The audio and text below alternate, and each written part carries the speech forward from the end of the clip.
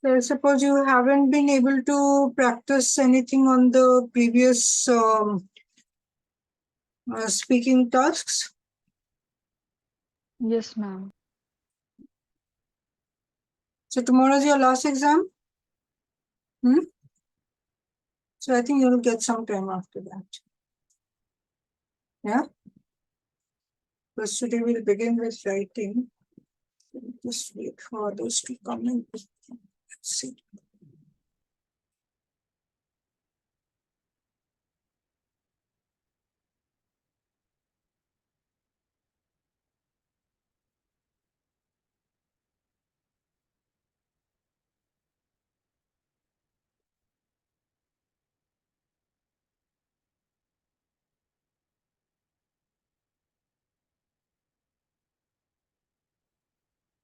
Good evening, Kesar.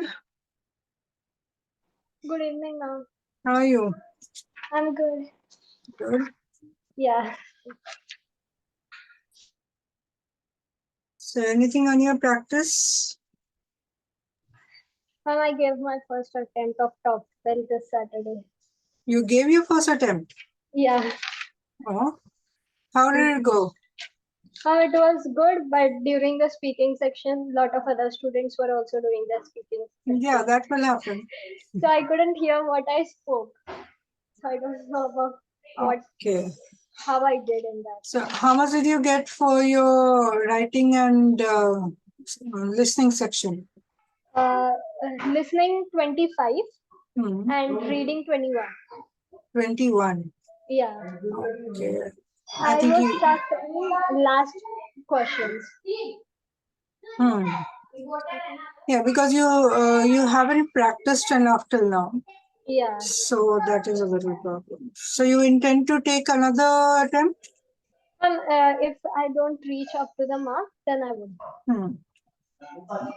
Because the problem happens when some of the universities want say above 25 in each section. That will become a problem. So you are already applying this year, no? Yeah. You started your application. Okay. Yeah. So you started on your own or you with UT? No, not with UT.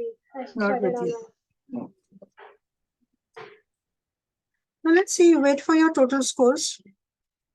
And then you can decide depending upon what the particular universities want. Some of them, if they want just 90, then and they don't want about 25 in any of the section, then it's okay. You got an above 20 anyway. And also in writing, I didn't complete writing section, so that one. Okay, you didn't complete the writing section. I don't know how writing section went. No, I completed in time. I'm not talking about that, but the class you took. Class you didn't do. So did you have an idea of the writing section? Yeah, I had. Both the tasks you had an idea. Yeah. Yeah, it's okay. As long as you had an idea and you knew what to do, it's fine. Okay, so I think we'll begin. It's already 5 minutes. Okay, so today we'll be starting with the writing section. We did reading, we did listening, we did speaking, 4 tasks of speaking. Now will be the writing section. Now the writing section has 2 tasks. Unlike speaking, the writing section has 2 tasks. So now when you are talking about the writing section, what does it, we should know what are they going to measure. So it's basically whether you can communicate academically in writing, whether you can read something, listen to something and write properly, or you can read certain opinions and then express your own views on it. Yeah, that's basically what the 2 tasks are about. So the total writing section will be 30 minutes, divided into 2 parts. First part is an integrated writing, which will be your Okay, if I say 2 writing sections, your writing time is 30 minutes. Yeah. So the first task will be your writing time will be 20 minutes plus whatever time they give you for reading, listening, and whatever instructions is given. But the second writing task, you get a total of 10 minutes in which you have to read the question. You will be given small clippings of the opinions of different people. You have to read all that and write in 10 minutes. So you have to be real fast in writing, right? So, Kesar, were you able to do the second task properly? Yes, ma'am. There I was had no problem ample of with your time. time. No, no. That's good. So when we talk about the writing section, there are 2 tasks, the integrated writing and the academic discussion. So writing for an academic discussion, that's what they call it. Earlier, it was an independent writing task, but this year, since July, we have the new format, which is academic discussion. And you don't write on paper, you have to type it out. So you have to be good at typing out when, say, not only using the keyboard, but the most difficult part is your typos. You have to be very careful about your typos. Your say the uppercase, lowercase, when you sentence beginning. I've seen many students, they write, but they forget to use the uppercase. So your sentence doesn't begin with a capital letter. Yeah, that shouldn't happen. You have to be careful about that. So as I said, you have 2 tasks, 20 minutes and 10 minutes. Now the integrated writing task is you read a passage, listen to a lecture, and then you write. It's very much like the integrated academic speaking task, but here your passage will be bigger. Your lecture also will be longer, right? So reading passage where you get about 3 minutes to read. A short audio clip will be played, which is about 2 minutes. And yes, you have and you will be given a question which will be based where you will be writing your response based on both the reading and the lecture. Yeah. So you have to integrate the points from the reading and lecture to write. So you get 20 over and above the 3 minutes to read and 2 minutes to listen, and whatever few seconds in the middle for the instructions. You get 20 minutes to plan and write. This is for your integrated writing task. And one thing good about the integrated writing task is that your passage appears again, but you can't replay the lecture, right? But whether the passage appears again or not, you have to be able to take your notes.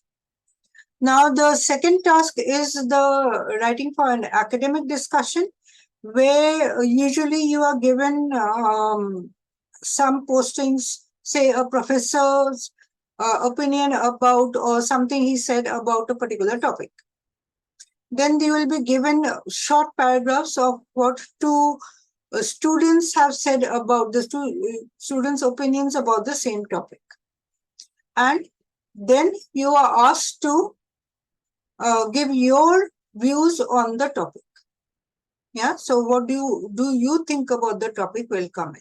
So your views on the topic will be based on what the professor had said, and maybe you can refer to the views that the students have posted, but your point should be different from what they have said. This is again like the independent speaking task, where you're given a topic and you have to agree or not on that. Very similar to that, only that you have to write. So you have to write in about 100 words. Yeah. And the integrated writing is about 152 to 25 words. That's the length that you can write. Not less than 150, not more than 225. So you read the different opinions and then you write. So today we will begin with the integrated writing task, which is task number 1. So when you are doing the TOEFL, you can't get to task number 2 first. You have to do task number 1 before you get to task number 2. That's how the paper is. So integrated writing, if you go into the details a little, the format of it, it's an academic course content on a particular topic or issue. There'll be a reading section, a long passage, a lecture to listen to. Reading time 3 minutes. You have to remember the timings. Yeah. Because if they say now you get 3 minutes to read, after that 3 minutes you won't be able to read. They will be automatically going on to the next part of it. The lecture will be quite long, about 2 minutes. It will cover the same topics as in the reading, but in a different way.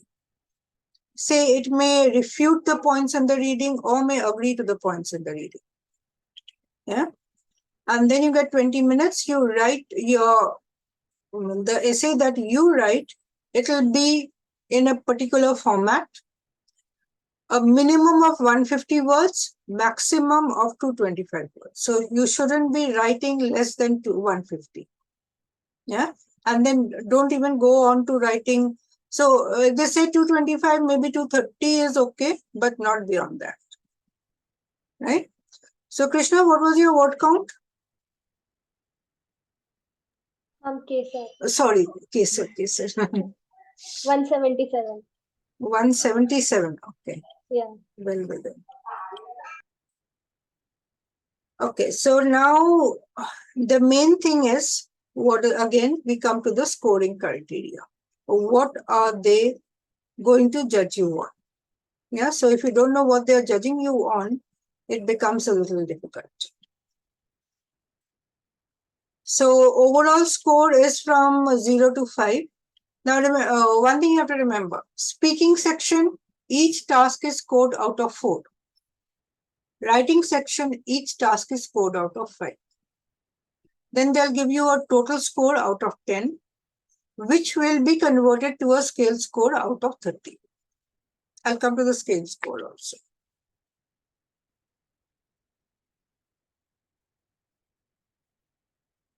So the 3 main parameters that they are looking at is accurate development, organization, whether you can organize in paragraphs and write properly or not, and language use.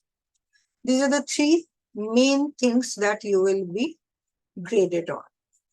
That is, your writing will be graded on.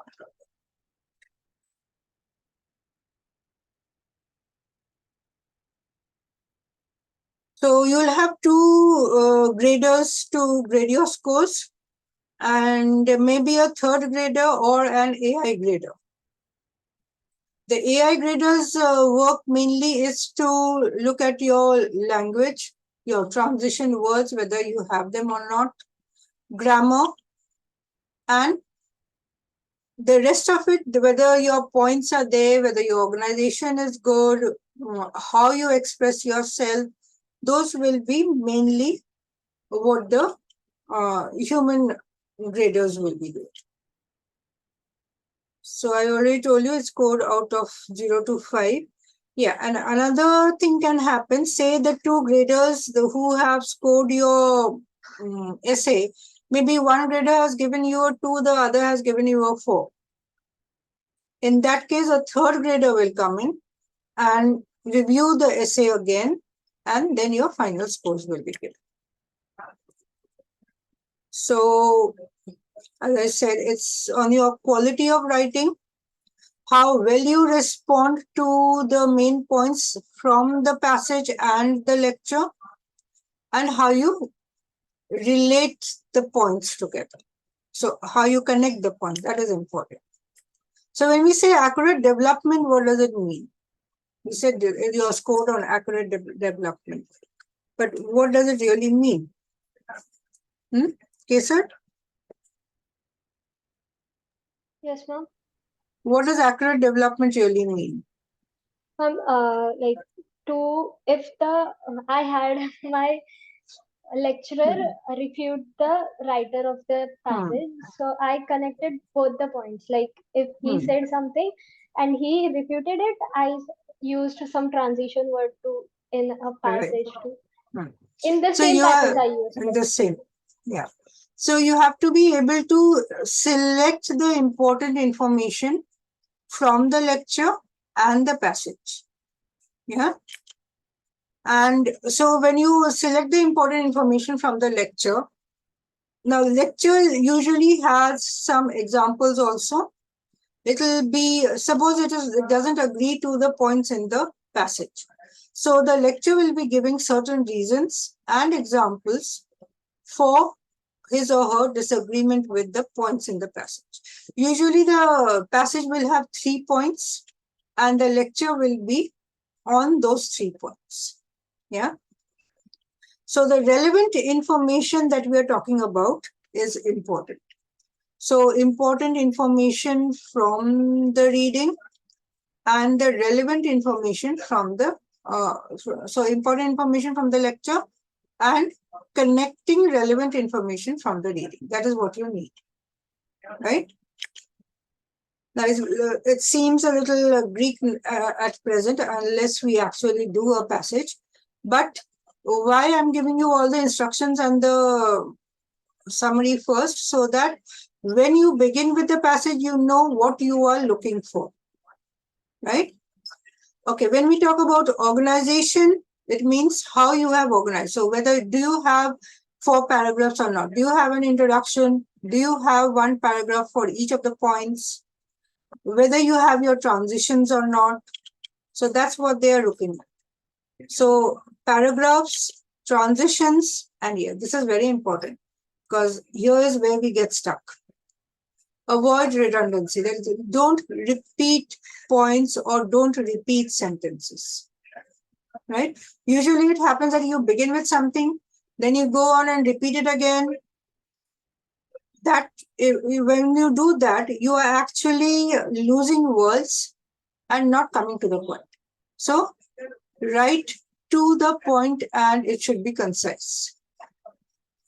Okay. Now language use, of course, sentence structure, word choice, grammar, vocabulary, all these will be counted. So vocabulary, whether you have used the correct word or not, right? That is important. Now you may use a certain word, but not know exactly how to use it. So if you're not sure about using a word, don't use it. Use simple language. It's absolutely well enough. So they are not asking you to use some words which are straight out of the dictionary. If you have a good hold of language, you know how to use certain words. It helps, but not really necessary. Yes, grammar is very important. Your sentences should be grammatically correct.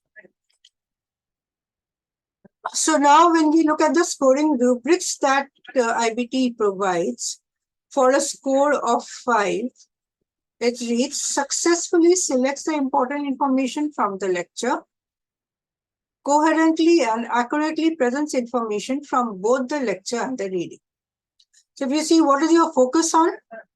Your focus is on the lecture. So important points from the lecture, details from the lecture are very important. Yeah. And it should be well organized with few language errors. Yeah. So successfully selects, coherently and accurately presents. Now, if you look at a score of 4, it is generally good in selecting important information. Maybe some information is left out, right? May have minor omissions, inaccuracy, vagueness, or imprecision of some content. Yeah. So some of the content may not be accurate, and frequent or noticeable minor language errors. In the first one, there were few language errors which may be very minor, not really noticeable, or maybe overlooked. But here, if you have, say, an error in every paragraph, that is not good, right? Now, if you look at a score of 3, conveys only vague, global, unclear, somewhat imprecise information. So it doesn't have all the information, tries to put down some information, but it is quite general. Specific information would be missing. So key points would be missing. There would be a lot of errors in grammar, which makes, or maybe even the vocabulary, which makes the meaning obscure. So the reader will not be able to understand what you have written. Yeah. So that is a score of 3. Now you have to aim at a score of 5. Or at least a 4, not less than a 4. Right? So now we were talking about the scale scores, right? Now suppose you get a total score of 10. So task 1 plus task 2, say in task 1 you get a 5, task 2 also you get a 5, so that gives you a score of 10, which is 30. Now in your writing, there's one more thing. You can get a score of 0.5. So it is a cumulative score of, say in one task you got a 4.5, the other you got a 5, so you get a score of 9.5, which is 29. If you get a score of 9, it comes to 28, and so on. So 8.5 will be 27, 8 will be 25, 7.5 will be 24, and a score of 7, say you get a 3 and a 4, that will be 22. So you have to aim for 28 and above, or at least 27 and above. That means you should get a 5 and a 4, not less than that, right? Or maximum, say, 4.5. That will also do. So even if you get, say, a 4 in each of them, you will be getting 8, which comes to 25. Right? If you want to get above 25, then you have to get a 5 in at least one hour. Which is not very difficult if you write well. There are students who manage a 29 or a 28 in writing and in speaking. So it's possible. So now if you look at just a synopsis of what we said. So you get 20 minutes to plan and write. You have to write 150 to 225 words. You get 3 minutes to read. Now, from the reading passage also, you will take your notes. So what do you look at? You look at the main idea and you take notes on the key points. Yeah. Now, you don't need to memorize because it's going to come again. The passage will appear again. Yeah. Now, from the lecture is on the same topic. The same points will be discussed, but in a different perspective. Lecture is 2 minutes. You have to take notes on the lecture. This is important. Yeah. And notes taking format will be helpful, which will help you to write your points corresponding to the points in the passage. And your listening passage or the listening lecture will not come up again. So this is similar to your listening section or the speaking section, where you don't have access to the lecture or conversation. So now the reading passage will usually have 4 paragraphs. First paragraph will give you what it is about, and there will be 3 paragraphs, 1 point each, right? And the lecture will expand on the information. It will give you examples, It can have conflicting views on the topic, or it can also agree to the points in the passage. Usually, the question is about conflicting views. They rarely give you a question which agrees.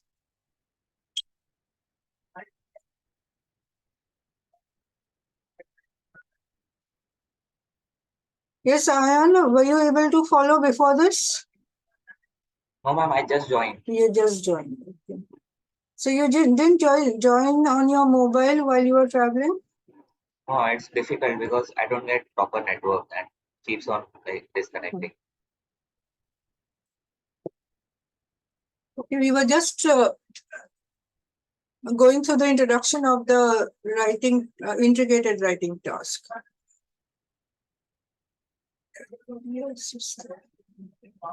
The speaking tasks are finished now. Yeah, speaking tasks are finished. Yeah.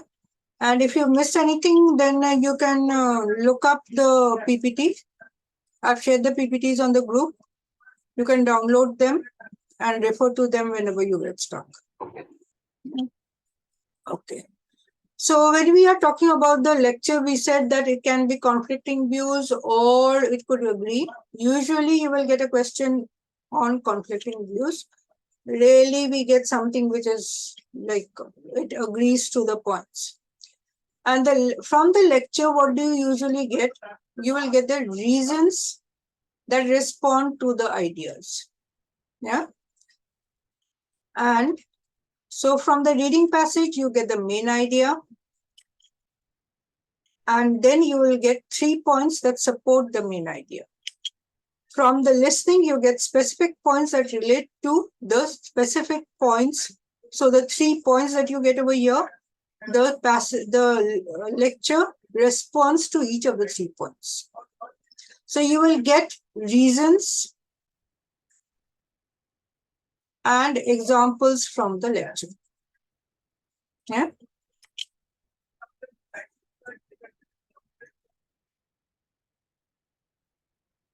Now, when we talk about the question reads something like this. Summarize the main points in the lecture, being sure to explain how they cast doubt on the specific points made in the reading passage.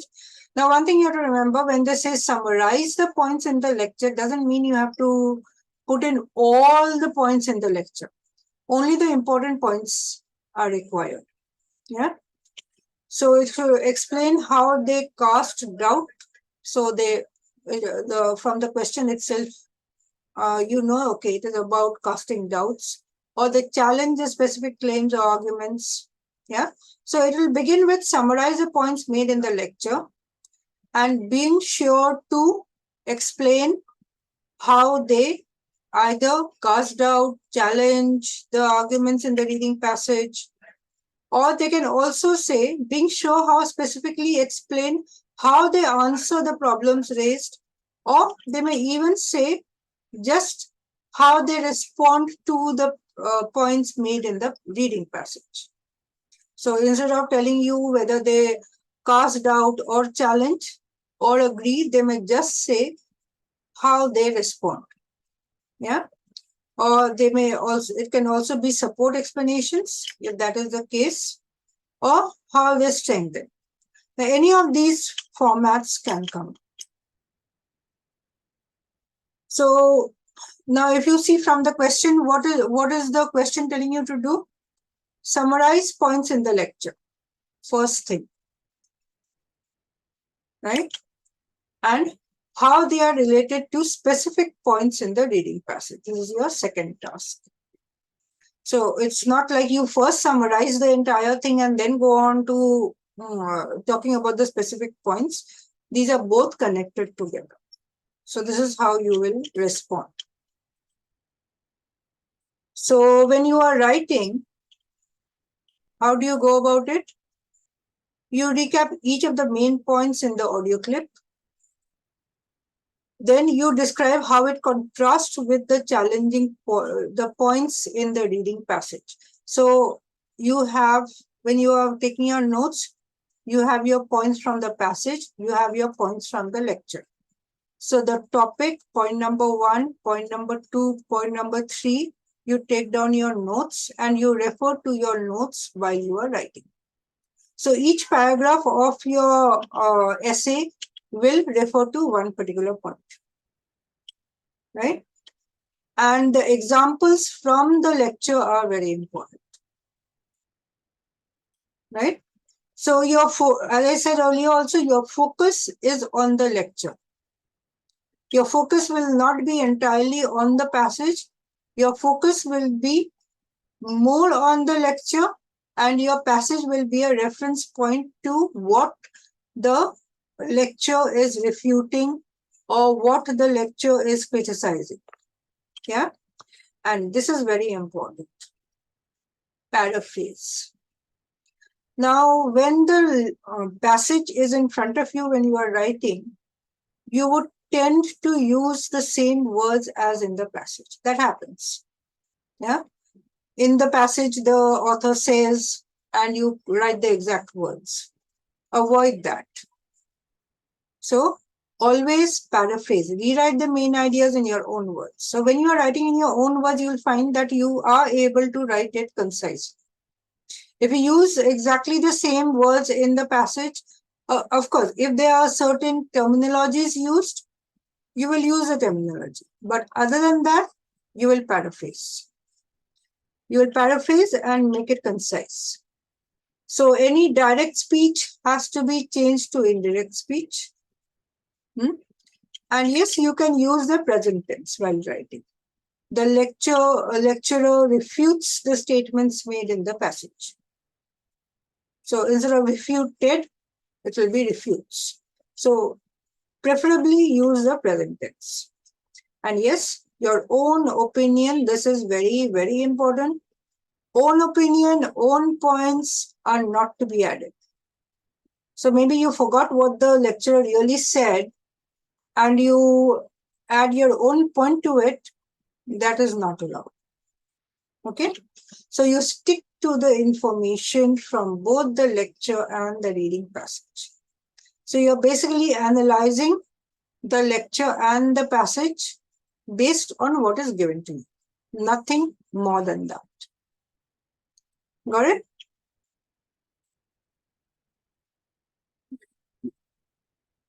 So your lecture summary is important, how you summarize each point. So you don't begin with summarizing the entire lecture and then discussing the points in the passage. You summarize each point, put them together, and write your answer. So they say it is an essay, but it is actually an answer. So this we already discussed. There are two scenarios. Either there is contradiction or supporting the points in the passage. Accordingly, you will get your question format. So this is what you have to remember. Finally, your response must summarize the key points discussed in the lecture. Explain how these points relate to the reading. So whether they contradict the reading, do not agree with them, or they support the points in the reading, that's what you have to do. So now taking notes is crucial then.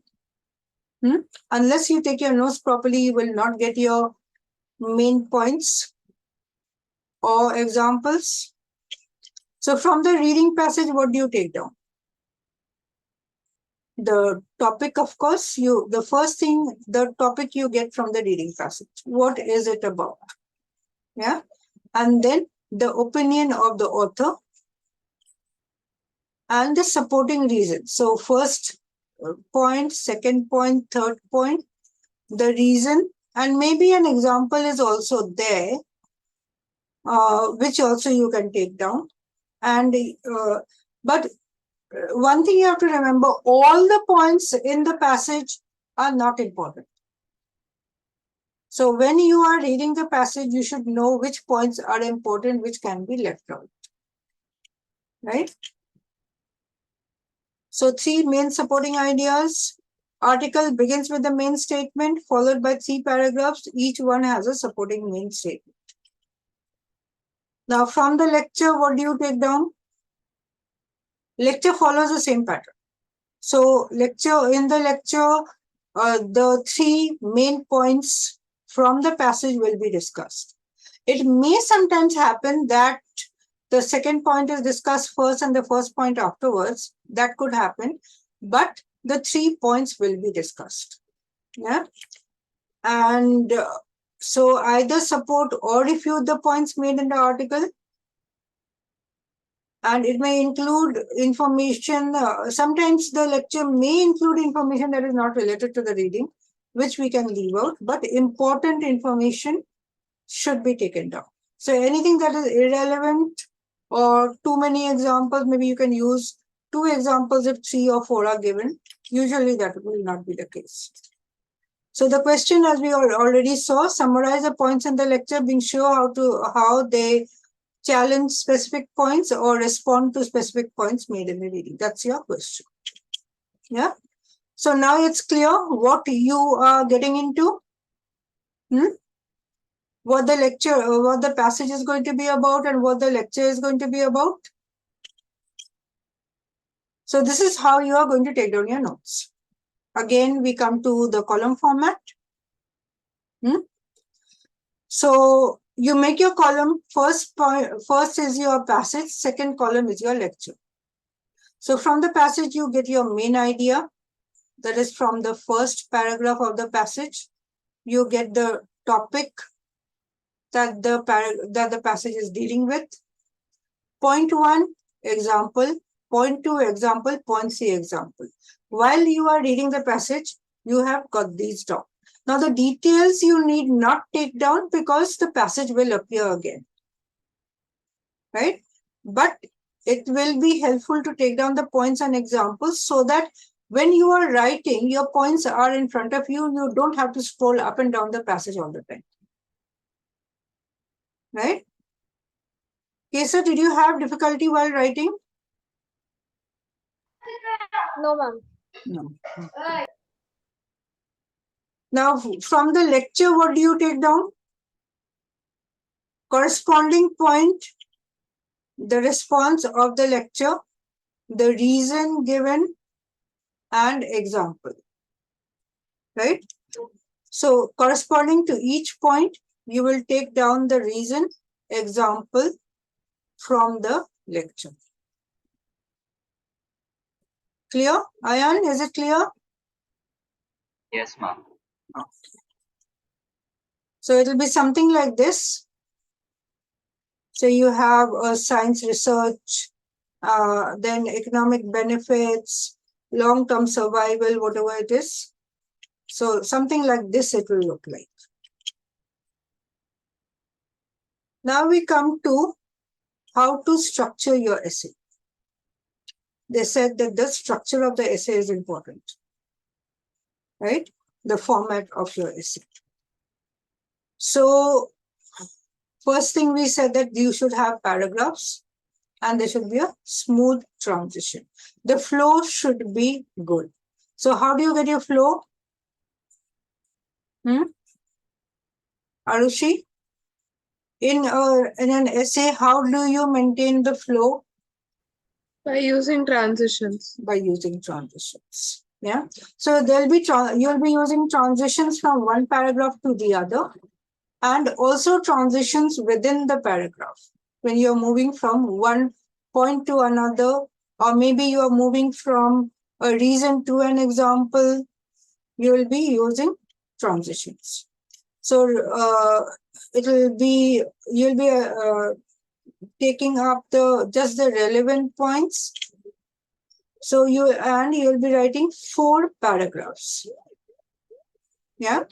So now we know that there's from the passage, we had the topic, there is a main idea, then the 3 points. So that will be your format for the essay. 4 paragraphs, the main point and the 3 points. And yes, I'm repeating again, paraphrase the content from the passage and the lecture. Spellings are important, and especially if the spellings of keywords which appear in the passage, you should never get it wrong. I get students who get the spellings wrong even if they appear in the passage. That should not happen, right? Grammar is important. So how do you get your flow and get your grammar right? Sentence structure. Use short, simple sentences.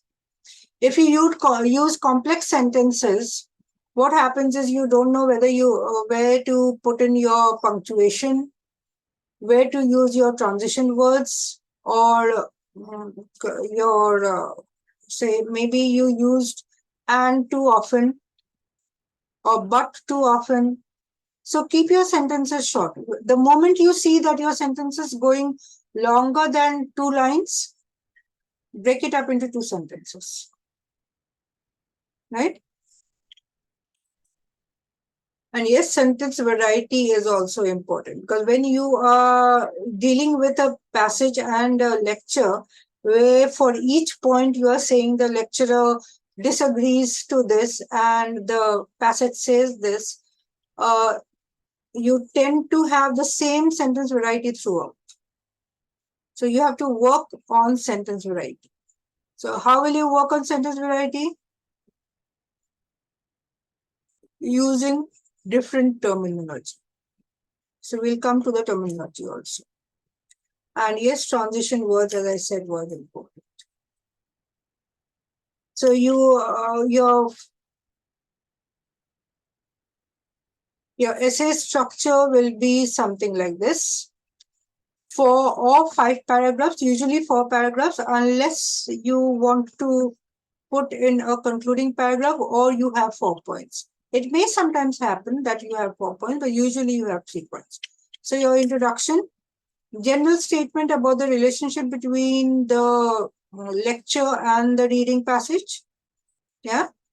So whether the lecture refutes or agrees, challenges the points made in the passage, or agrees to the points, that will come in your first statement. Then short description of the lecture, that is, the lecture is about what, and the author gives 3 points to support the claim. And it may sometimes be referring to the author or something else. So whatever, sometimes it could be critics, or it could be, say, scientists. So whatever it is, we could refer to the specific entities. Now, when you come to the body, paragraph 1 will deal with your first point.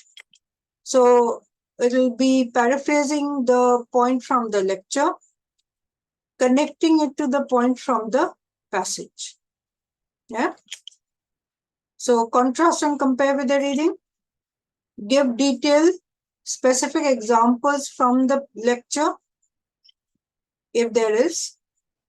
Then paragraph 2, again, same structure. Paraphrase the professor's point, compare, contrast with the reading, and then give examples. Right? Similarly, if you have a third point, paraphrase professor's point, contrast, compare, and give details. So these are your 3 body paragraphs. Now, if you need a conclusion, you can just add a short sentence of conclusion to this third paragraph. So this is paragraph, actually body paragraph 3 after the introduction. So your introduction, 3 paragraphs. Conclusion could be added to the third body paragraph or the 4th paragraph as such, or you can add a separate sentence for the conclusion. Conclusion will be short, just say paraphrasing your introduction. That's it. Yeah. So yeah, unlike any independent writing task, this doesn't have a thesis statement because you are not talking about your own opinion.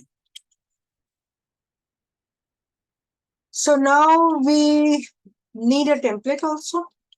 That makes things easier. And yes, Arushi, thank you for your speaking task responses. They were quite good. And Please do practice and send me more, so I know you are going up to a score of 4. Right? Yes, ma'am. So now in your introduction, what do we require for the introduction? We need the main topic and whether the lecture agrees or disagrees. Yeah, that's what we need. So you are going to first thing paraphrase. You need 2 sentences. So you can begin with something like this. According to the lecture, or the lecturer states that or believes that, then you go on to the point from the passage. So a lecturer believes that this, the author of the reading believes that, or now sometimes it becomes difficult to begin with what the lecture says and then going on to the author or what the passage says. So you can begin with what the passage says. According to the passage, you give the main point of the passage or the main idea of the passage, and then you can go on to, but however, the lecturer challenges the arguments made in the passage. Yeah, or according to the lecturer, the points made in the passage are not relevant, whatever. So if that is easier, you can format it that way. So the author, your first sentence will, however, be what the lecture plus the reading is about. Yeah. So you can say the lecture and the passage are about this particular topic, or the lecturer believes that and the passage says that. So that will be about 2 or 3 sentences go in, but to make it concise, you can just say that what they are talking about. So the topic, and your next sentence will be the author of the reading believes that. So the main idea comes in over here. So expansion of the topic, that is the main idea. And the lecture casts doubts on the claims made in the article. This is what your introduction will be. Right? So he or she thinks that so you can say the lecture casts doubts or challenges the claims made in the article. He or she thinks that the points raised in the article are dash. Right? Or you can also say disagrees with this idea or belief. The lecturer challenges this point, however, by explaining or suggesting or positive. See, you can use different words. And one thing you have to remember now, there are 4 paragraphs you are writing. And all the paragraphs you are talking about the lecture not agreeing with the points in the passage. Now you have to be using different words to say that. So what you can do is, you can write down 4 to 5 words, and each, say, you can fix it for yourself. That first paragraph, I'm going to use this word. Second paragraph, I'm going to use this word. Say, maybe you say, cast doubt in the first paragraph, the introductory paragraph. Second paragraph, what do you do? Challenges, maybe. Yeah. Third paragraph, refutes. Fourth paragraph, disagrees. So you're saying the same thing, but using different words.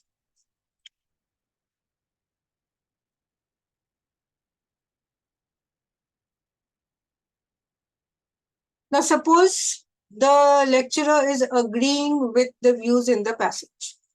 So instead of refuting, you will say the lecturer agrees with the author's notion or belief, or the lecturer supports the belief explaining that.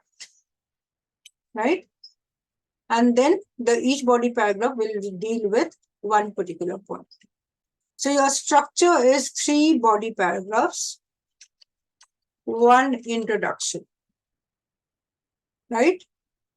Introduction, then your body paragraphs.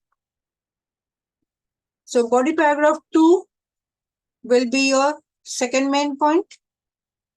So first of all, now after your introduction, first paragraph is your introduction. Second paragraph is your first main point.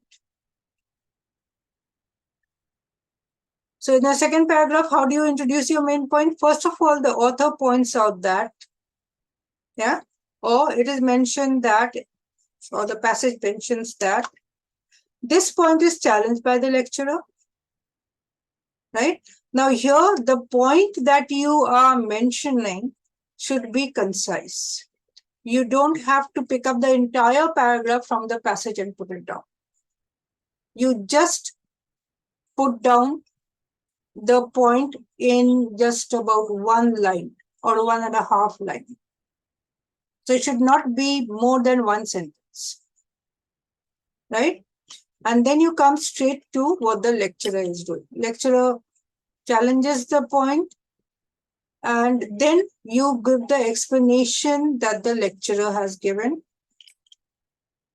Yeah. On the other hand, the lecturer asserts or claims or suggests that. Further, she argues, so you are giving the argument, that is a detail. And clearly the lecturer and author maintain different views. This is an alternate way of saying the same thing. Yeah. Or the lecturer and author are essentially in agreement if it is about agreement. You want to take it down as of now? I'll share the PPT also. Don't worry about that. So just for practice, you can take it down. Right? So first of all, the author points out that the point is challenged by the lecturer. She says, then the details goes on. Furthermore, she argues that, and then you can conclude it. You can actually conclude it that clearly the lecturer and the author maintain different views on. So if you want, you can use this. Otherwise, you may not use it. So, but the examples will be important. Then paragraph 3, that is your body paragraph 2, relates to the second point. Again, you do the same thing, but you vary your words. Yeah. Secondly, the lecturer argues or contends or asserts. Now, maybe in your first paragraph, you used argues. That's the first point. That is your paragraph number 2. In your third paragraph, you can use contends. In your fourth paragraph, you can use asserts. So these are the 3 alternates. There could be more alternates. The article notes, so the point from the article, the author is suggesting or proposing that, so whatever is the argument of the author, that comes in over here. The lecturer rebuts this argument. So instead of challenges, we can say rebuts. The lecturer, or you can say the lecturer, however, agrees or disagrees with the idea or suggestion, proposing that. So here you go on to the details. She suggests, and the examples if there is there. Or you can say similarly, the lecturer argues or contends or asserts that, or elaborates on this, mentioning that. Yeah.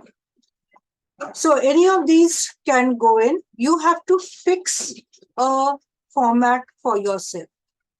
Fix a template so that no matter which question comes in, you begin your sentence like that. So beginning of your sentence, beginning of each sentence should be fixed. That will save you time. In 20 minutes, you are not focusing on how to begin your sentence. You marked up, okay, I will begin my sentence like this. First paragraph this, second paragraph this, first paragraph, first sentence is this, second sentence is this, third sentence is this. Your paragraph is done. Right? Again, when you come to the second paragraph, a little variation from the first paragraph will go in. So you can at least focus on the content instead of focusing on how to begin. Now you start thinking, you give 1 minute to think about how to begin. You are losing time. 1 minute is quite a lot. You can write about two sentences. Think and write. Okay. Now, when you come to paragraph 4, that is the body paragraph 3, which will also include a conclusion. Finally, the author states that, or finally, the lecturer introduces the idea that, or lastly, the lecturer goes on to say that.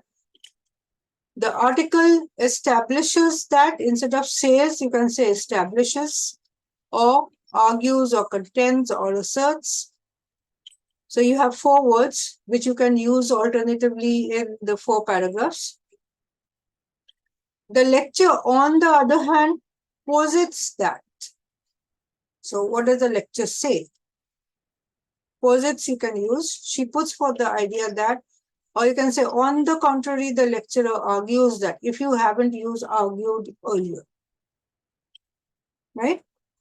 And the conclusion could be just a summary of the introductory paragraph, or you can just end with the lecture and reading are both about this, or you can even leave this out. You can just say the professor effectively challenges the claims made in the article. Excuse me, ma'am. Yes. Yes, Krishna? Ma'am, Revati actually left the meeting accidentally, and now Anushka ma'am is not allowing her. Anushka ma'am is not allowing her. Okay, can you just put in a message to Anushka ma'am? Yes, ma'am. Yeah, just put in a message to Anushka ma'am, otherwise I'll have to exit full screen and to put in a message. Put in a message to please allow Revati and.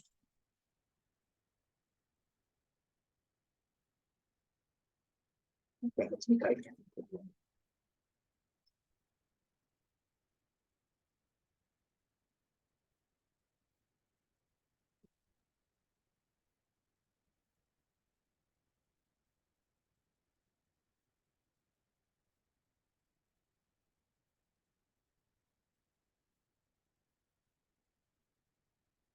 Thank you.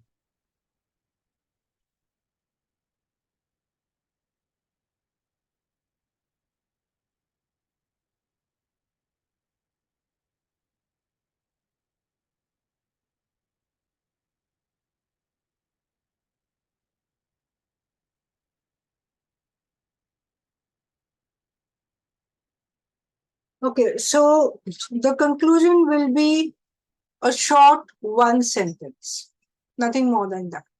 Yeah, conclusion is not compulsory.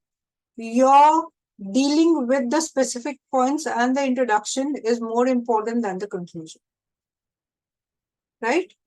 If you think that, okay, your essay is ending abruptly, you can put in 1 line of a conclusion, that the professor effectively challenges the claims made in the article. That will be more than enough. So your each body paragraph will be, you begin with what the author states, go on to how the lecturer refutes, the details given by the lecturer, example given by the lecturer. That's what your sentences will be. Okay?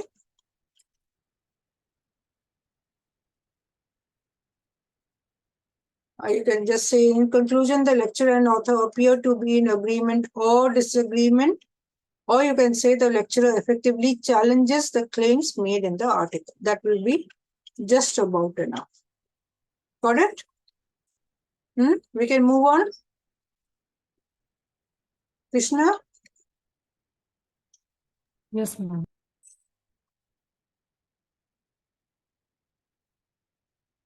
Ayan? Clear? Yes, ma'am.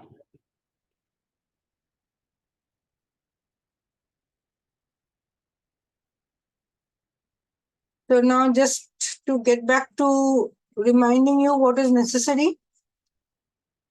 Okay, now this is important. Sometimes it happens that you read the passage, you get your points from the lecture, and you talk about the points, but you forget which points are from where.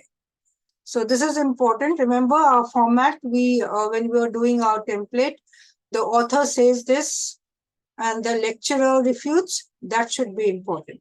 So tell the reader where your information is coming from. So whether it is the reading passage or the lecture, that should be there.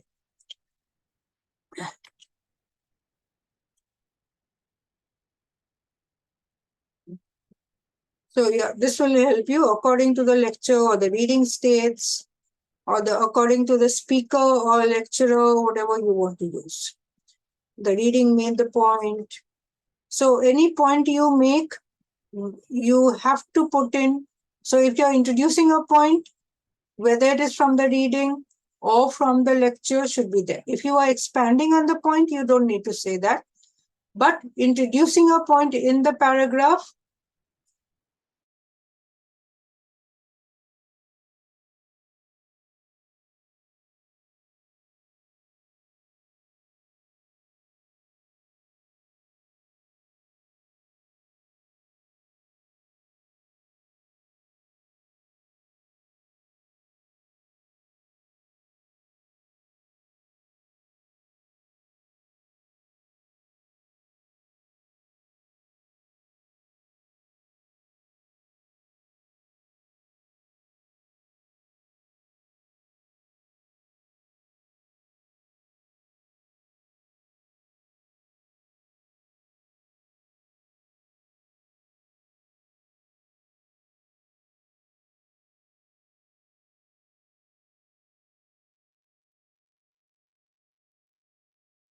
Anushka ma'am, is there a problem?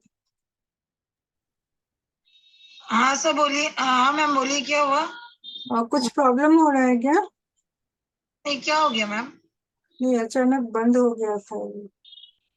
नहीं, मेरे यहाँ से तो नहीं हुआ, शायद आप किसी के से.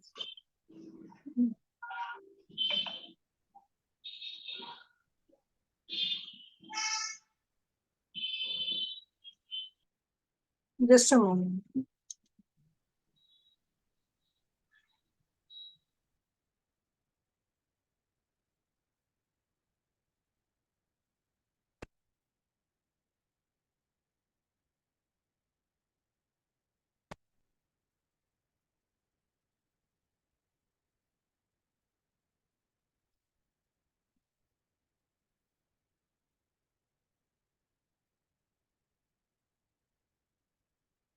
Okay, when I was talking about the introducing examples, so you can say, for instance, examples are basically when you introducing examples from the lecture.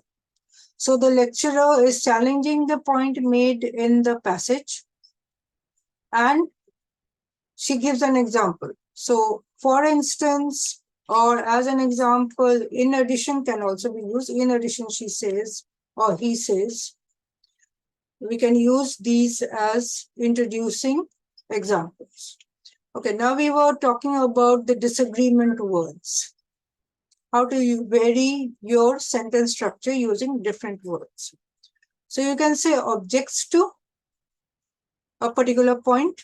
The speaker objects to the assertion by the author in the reading that something, yeah, or disagrees with, disagrees with the author's claim that the victim should run away with the bail charges, or contradicts the claim. We can say that contradicts the point raised in the passage. Objects, disagrees, contradicts. Or you can also say the points in the points are invalid. And before you put in the reasons given by the lecture, the speaker believes that the author's assertion that dash, say, motivation should always come from within, is invalid. Yeah.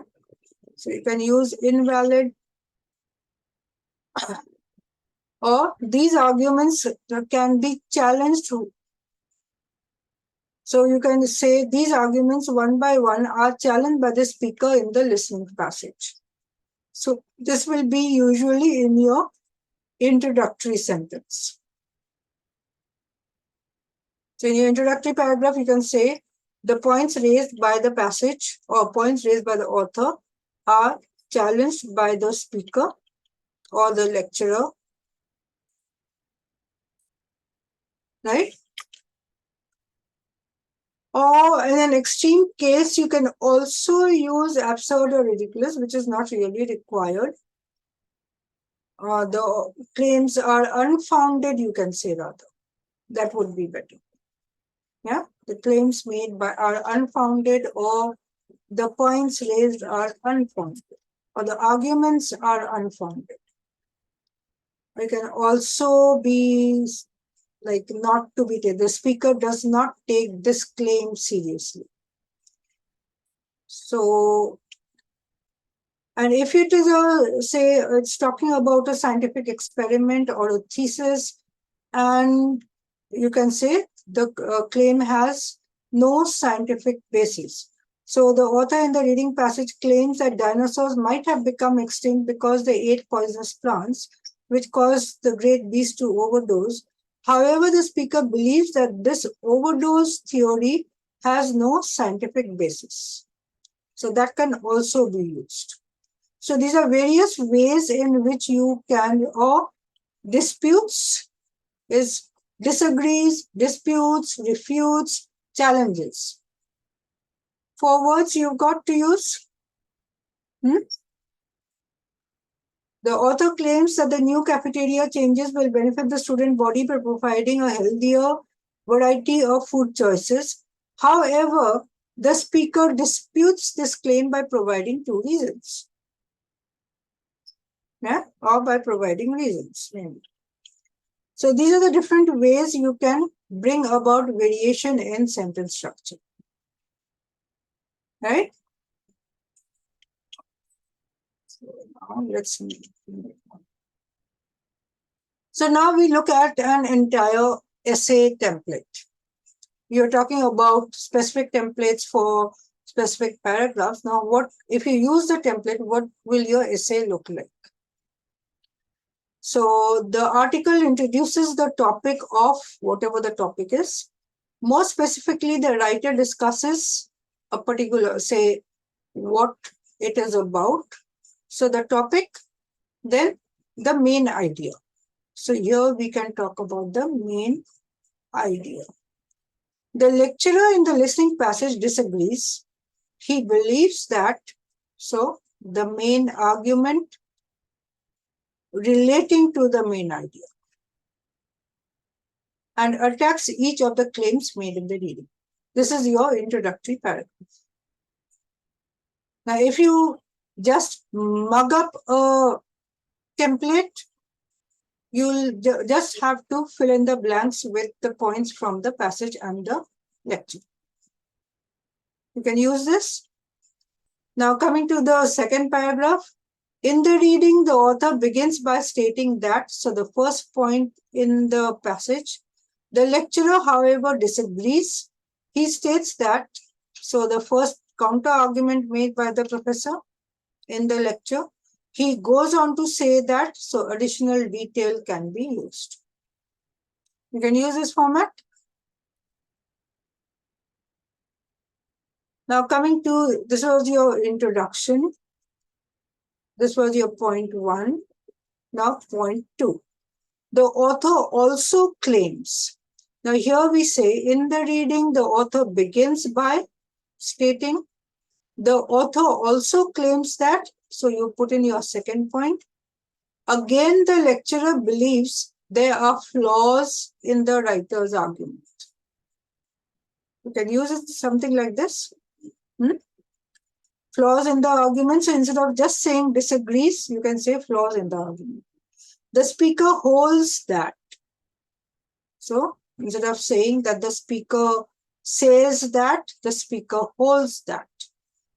So here you put in the counter argument of the lecturer.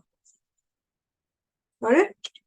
So just argues and says, instead of these 2 words, you can use different words in each paragraph. Another reason why the author feels that, so the author's stance is that, go on to the third point. The professor in the listening passage is doubtful that this is accurate.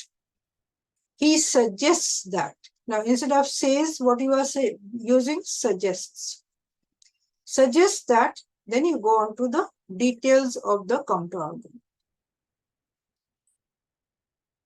Now, coming to the conclusion, to sum up, both the writer and professor hold conflicting views about the specific topic.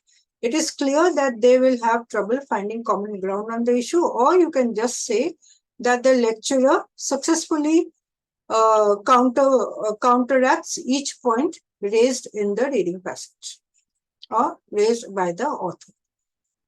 So this is your format for your writing. Got it? So if you have this format ready with you, you're like at least you will be getting your points for the sentence variation, structure, using the correct transitions. There will be no problem on that. Rest, what you have to do is just put in the important information. Your structure is ready, transitions are ready, format is ready. Only your points have to come. Got it?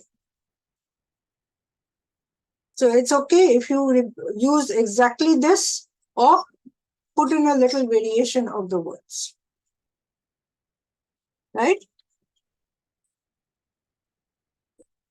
Now coming to your time management. That's also an important thing. In 20 minutes, how do you manage the whole thing? So now while you are reading and listening, you've already taken your notes. Now you have to just rearrange your notes. How? Put down point number 1, point number 2, point number 3 is already there. Underline the main points. Mark your examples so that you know, okay, these examples I have to use. Now, if you have written some, say, some points which are you find that are not really required, you can just mark them as these can be deleted or just cross them out. So, though that will take you about 2 minutes, not more than 2 minutes. Then about, in 5 minutes, you should be done with your introduction. There is a 5th minute, introduction should be over. Then about, say, 10 minutes for your, not 10 minutes, it should be 6 to 16, let's say. Yeah. So your body paragraphs, about 10 minutes. So your 3 body paragraphs. And lastly, your conclusion. And yes, this is very important. You should have at least 2 minutes to revise. If you don't put in the 2 minutes to revise, you will be submitting an essay with some mistakes which could have easily been taken care of. Right? Some glaring mistakes which could have been avoided. Maybe a spelling error, maybe an article error, maybe a sentence structure, or maybe in 2 places you used argues. Then change that. Right? So your last 2 minutes for revision should be there. You have to manage your time accordingly. Now, when you're talking about the paragraphs, they shouldn't be too long. How many lines each? Yes, sir? How many lines for, when you are typing out, how many lines for each paragraph? I typed first paragraph 5 lines, second 4, and last one 5. Like in points 1 and introduction 2-3 paragraphs, 2-3 lines. Yeah. So about 3 lines for introduction, 4 to 5 lines for each paragraph, and 2 lines for the conclusion. That's all you have to write, not more than that. Yeah. So even if you write that much, it will be more than 150 words. It's okay if you don't write 200 and 225 words, but around 175 to 200 words, it will come up. right?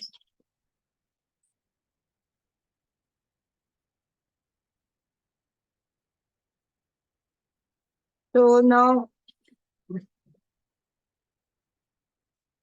when we are facing the test, okay, so KSR just did her test on Saturday. KSR, can you tell us what were the instructions given for the writing task, integrated writing task? Now they said that passage would be available even after 3 minutes. Recording would be heard only once, and 20 minutes for writing. So they will be giving you the instructions which you don't really need to pay attention to, because you know what it is going to be. There's no surprise after that. So you will be reading the passage, you will be listening to the audio, which is about 3 minutes. Then your question will come up, which will be summarize the lecture and then challenge or respond to whatever the format is. And then your clock for 20 minutes will begin. After the question, your timer begins. The timer doesn't begin before the question appears, right? So they will give you time to compose yourself, and then your 20 minutes will begin. So these are the instructions more or less that will be given to you.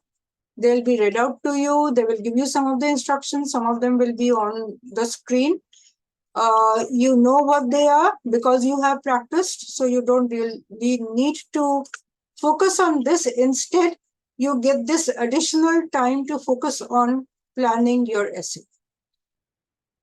Okay. So while you are planning your essay, first thing you do is make your notes format, even before the passage comes up. Okay. So on a paper, write your notes format before we move on to the passage.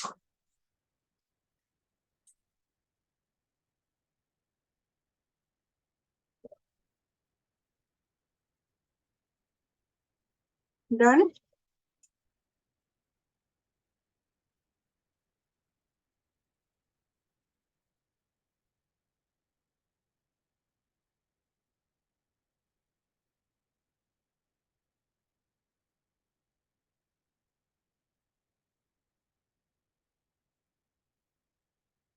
So this is from your study material. It is a practice set 1, integrated task 1. So this is the first part of your passage. I'll scroll down once. Okay, so do you want to read together? I can help reading while you can take down the notes. Yeah. Towards the end of his life, the Chevalier de Saint-Cloud, 1725 to 1798, wrote a long memoir recounting his life and adventures. The Chevalier was a somewhat controversial figure, but since he met many famous people, including kings and writers, his memoir has become a valuable historical source about European society in the 18th century. However, some critics have raised doubts about the accuracy of the memoir. They claim that the Chevalier distorted or invented many events in the memoir to make his life seem more exciting and glamorous than it really was. So now from this first paragraph, what do you think you need to take down?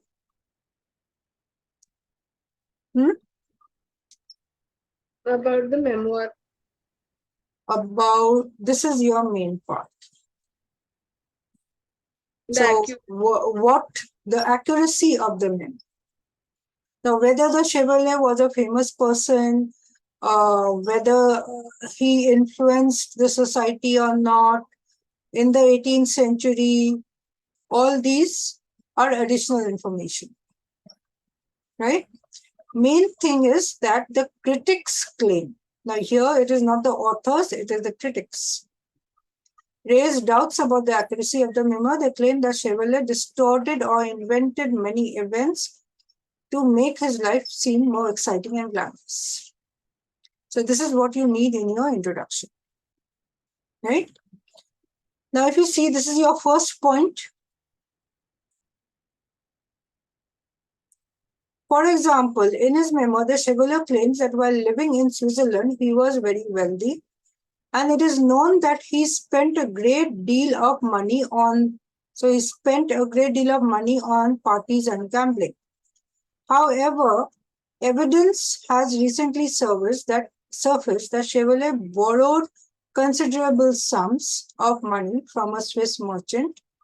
Critics thus argue that if Chevalier had really been very rich, he would not have needed to borrow money. So this is your point number one. So the critics are of the opinion that if he had been rich, he would not have had to borrow money. So what do you expect from the lecture? Something to either agree or contradict this point, right? And the reason or the argument, this is the argument. So in short, now if you are writing your notes, what do you take down for your notes? That the Chevalier's memo, he was very wealthy, spent large sums, yeah, parties, gambling, maybe it comes up in the lecture, you can use it. So this is important, the contrast. However, according to the critics, he borrowed a considerable sums of money, which would lead, according to the critics, he was not rich. If he was rich, he wouldn't need to borrow. That's all you need from this passage. Okay, now we come to point number 2. Critics are also skeptical about the accuracy of the conversations. This is your point number 2. That Chevalier records in the memo between himself and the famous writer Voltaire. So conversations with Voltaire. No one doubts that Chevalier and Voltaire met and conversed. However, critics complain that the memo cannot possibly capture these conversations accurately because it was written many years after the conversations occurred. So that is the point. Argument, it occurred many years after the conversations occurred, so it could not be accurate. Right? Critics point out that it is impossible to remember exact phrases from extended conversations held many years earlier. So the main point here is accuracy of conversation. So the critics raise doubts about the accuracy of the conversations. According to them, accuracy of the conversations between Chevalier and Voltaire. That's what the information you need. And the reason, because the conversations occurred many years before the memo was written, and it would not be possible to remember conversations accurately. That's it. Right? Sorry, point number 3 is there. So now point number 3, critics have also questioned the memo's account about Chevalier's escape from a notorious prison in Venice City. So first point was about the accuracy, about him being rich. Second is about the conversation. Third is about escape from prison. He claims to have escaped the Venetian prison using a piece of metal to make a hole in the ceiling and climbing through the roof. Critics claim that while such a daring escape makes for enjoyable reading, it is more likely that Chevalier's jailers were bribed to free him. They point out that Chevalier had a number of politically well-connected friends in Venice who could have offered bribe. So what are the critics doing? They are raising doubts about the way he escaped from the prison by making a hole in the ceiling. Instead, according to them, he would have bribed the jailers because he was politically well connected. So that is your information from the passage. right? Now you need notes from your lecture. So we'll move on to the lecture. Now in your study material, you'll get integrated writing track number 1 in your track files. So ready? I'll play the track. Now listen to part of a lecture on the topic you just read about. No memoir can possibly be correct in every detail, but still, the Chevalier's memoir is pretty accurate overall, and is, by and large, a reliable historical source. Let's look at the accuracy of the 3 episodes mentioned in the reading. First, the loan from the merchant. Well, that doesn't mean that the Chevalier was poor. Let me explain. We know that in Switzerland, the Chevalier spent huge amounts of money on parties and gambling, and he had wealth, but it was the kind of property you have to sell first to get money. So it usually took a few days to convert his assets into actual money. So when he ran out of cash, he had to borrow some while he was waiting for his money to arrive. But that's not being poor. Second, the conversations with Voltaire. The Chevalier states in his memoir that each night, immediately after conversing with Voltaire, he wrote down everything he could remember about that particular night's conversation. Evidently, the Chevalier kept his notes of these conversations for many years and referred to them when writing the memoir. Witnesses who lived with the Chevalier in his later life confirm that he regularly consulted notes and journals when composing the memoir. Third, the Chevalier's escape from the prison in Venice. Other prisoners in that prison had even more powerful friends than he did, and none of them were ever able to bribe their way to freedom, so bribery hardly seems likely in his case. The best evidence, though, comes from some old Venetian government documents. They indicate that soon after Chevalier escaped from the prison, the ceiling of his old prison room had to be repaired. Why would they need to repair a ceiling unless he had escaped exactly as he said he did?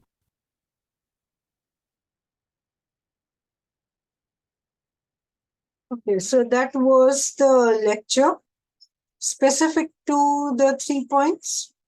You've got your notes from the lecture? Yes, ma'am. Okay. Now listen to part of. So now we come to what comes after that. They'll tell you you have 20 minutes to plan and write your response. It will be judged on the basis of quality of your writing and on how well your response presents the points in the lecture and the relationship to the reading passage. Typically, an effective response will be 150 to 225 words. Now, do you need to pay attention to all this in the exam? Not really. You know that this is being said. You have to write 150 to 225 words and what it is being judged on. And you know your response time is 20 minutes. So what do you do when this is being given to you?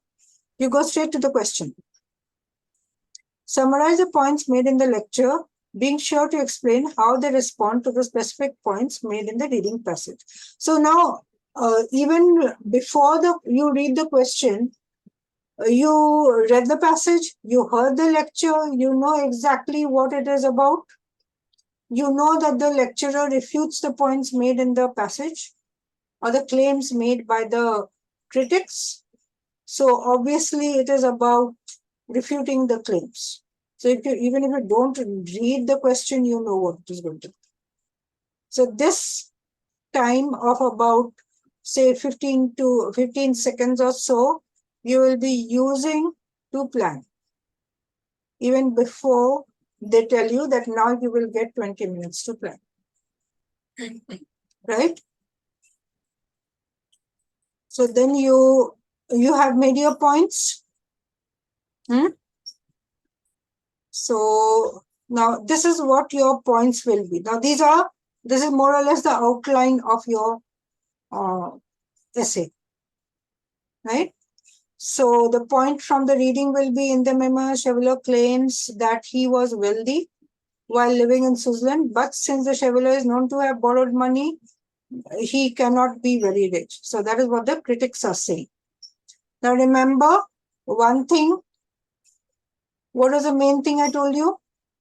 Source of the points should be mentioned according to the critics. So when you are using this point, you will say according to the critics, right?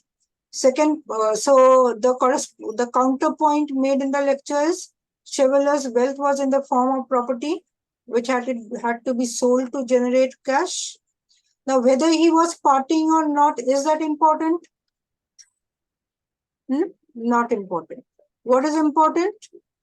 That here the critics say that he borrowed money, so he was not rich, while the lecture said that he borrowed money because when he required money, he had to sell property, which took a few days, right? So he had to wait for that period of time, but that doesn't mean he was poor. So the corresponding points, then you will be connecting the corresponding points using your template. Clear?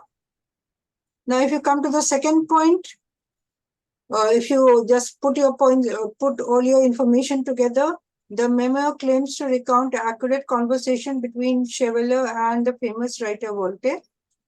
So, according to the critics, this cannot be true since it was written so many years after the conversation occurred. That's it.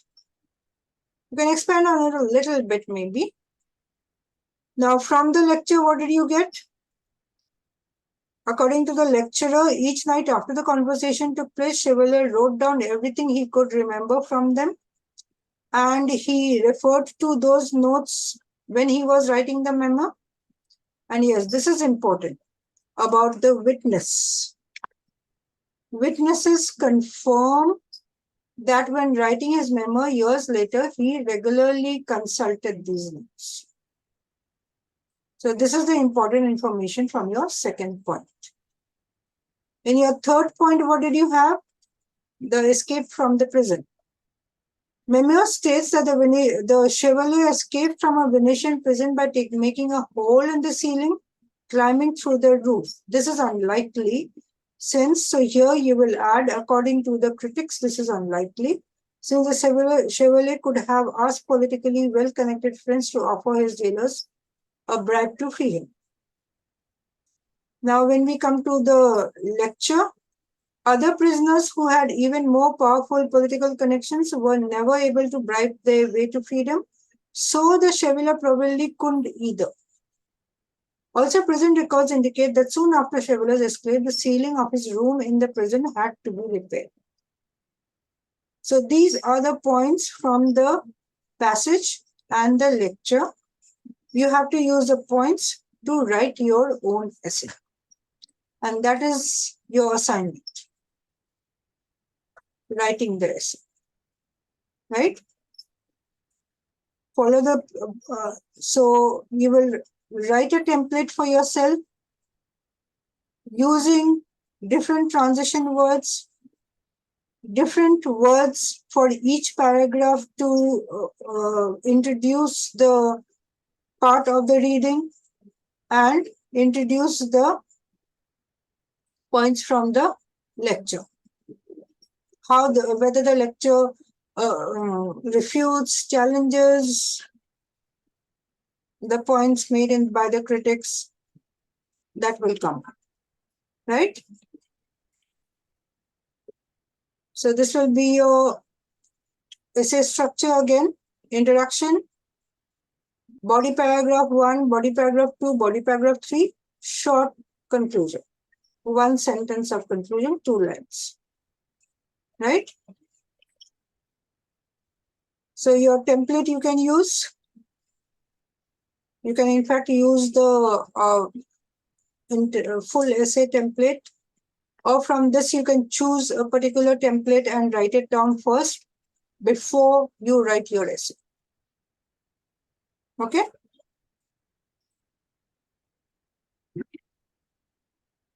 So again, getting back to the template, the reading and the lecture are about, that is how you begin. Whereas the author of the reading states that, or here you can say, whereas the critics state that, that the memos were not accurate, The lecturer suggests that the memos were accurate. The lecturer casts doubts on the points or the arguments made by the critics by providing 3 reasons, or cast doubts on each point made by the critics and gives arguments to support her claims. That's how you can format it. So the template is the basic. Then you will use your template, or you will adjust your template to the particular task. Right? So you can use the template. So if we come to a sample of the particular task, this is how it will go. You can have a variation of this.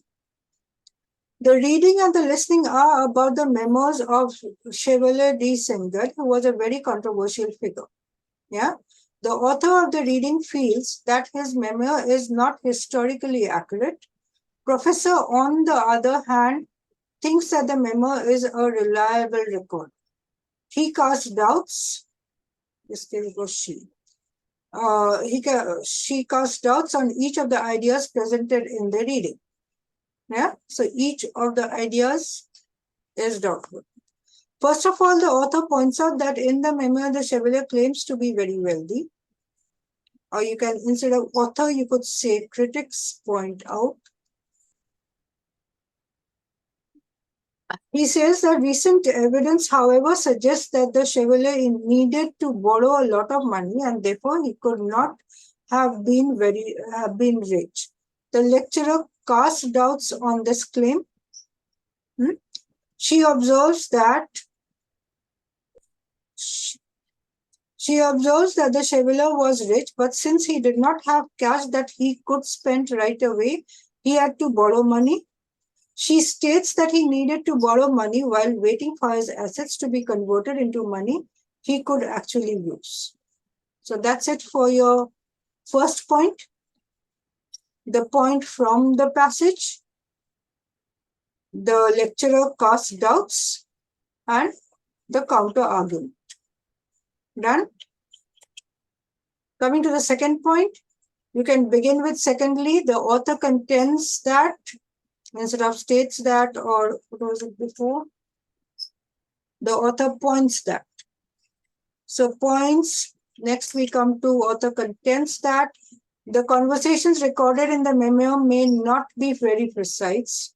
He notes that they occurred many years before the memo was written and that it would have been impossible for the Chevalier to remember them accurately. So the point stated, on the other hand, the lecturer notes that Chevalier often recorded conversations in his journals immediately after they occurred. She contends that when he was writing his memos, he referred to such diaries. Yeah, you can bring in the witness over here. She even talks about the witness having confirmed the fact. Finally, the author states that the Chevalier's depiction of his escape from a famous prison in Venice cannot possibly be realistic. He points out that instead of escaping through the hole in the ceiling, like the memo says, he probably had a friend bribe one of the jailers. The professor, however, disputes this claim and notes that the prisoners, even with even more powerful friends, could not bribe their way out of the jail. She also says that shortly after the Chevalier's purported escape, a hole in the ceiling had to be repaired, which indicates that he may have escaped in a way described in his memo. Right? So in this one, if you see, there is no conclusion. You can add a conclusion, but it is not compulsory. The introduction is more important. So you have your introduction and 3 body paragraphs talking about the 3 points in the passage. Right? Now we discussed this. Your first essay will be writing this task on your own without referring to the sample essay. Right? Got it? Is it time? We still have time. So we'll go on to the next. So this is set number 2. Okay, this I will not read with you. You will read on your own. So there's a whole lot of introduction. You have to pick out the main points from the introduction in your notes. So you begin with your notes-taking format. Passage, lecture, topic, point 1, point 2, point 3. That's what your format for the passage will be.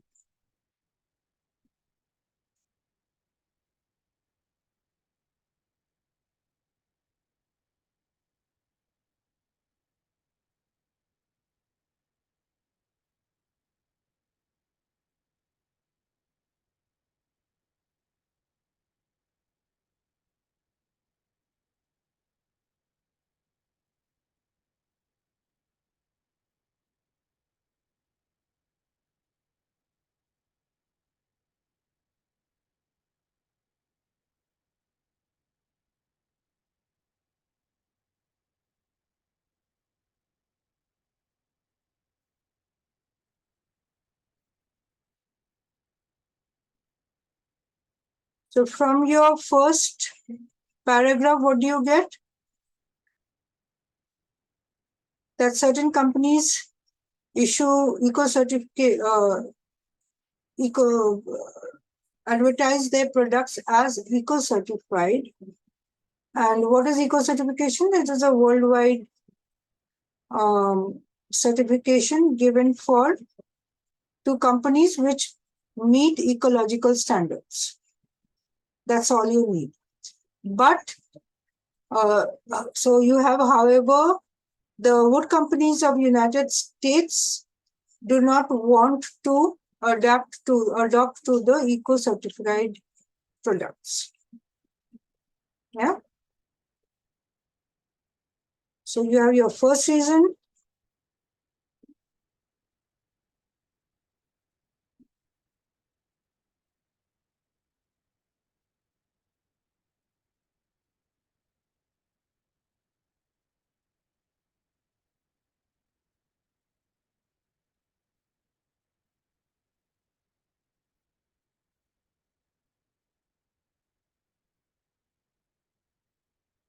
You got your first paragraph. I'll scroll to the next point. Ayan, Arashi, Yes, ma'am. Krishna. Yes, ma'am. Okay, everyone done with this? Is the next page.